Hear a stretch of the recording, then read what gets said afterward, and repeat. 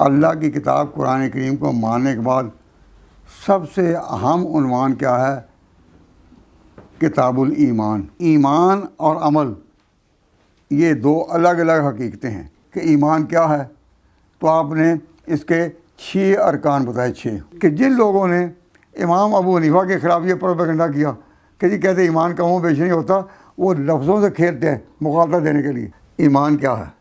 جواب، حضور کی ہر بات کو حق ماننا۔ تو ہم ہمیشہ کہتے کہ امام ابو حنیفہ کا معنی یہ نہیں کہ ہر بات امام بخاری کی کہو کہ یہ اور ہے وہ اور ہے۔ مومن کا معنی ماننے والا، ان کی عزت کو بھی قائم رکھو اور ان کی حیثیت کو بھی، اور سوچو تو کوئی ٹکراؤ ہی نہیں ہے کہ تم ایمان نہیں لائے تم یہ کہو اسلم تھا، تو یہاں اسلام کا ایمان کے مقابلے میں ہے۔ لیکن 2 قرآن پاک کی صریح آیتیں ہیں جس میں پتہ چلتا ہے کہ ایمان اور اسلام ایک ہیں۔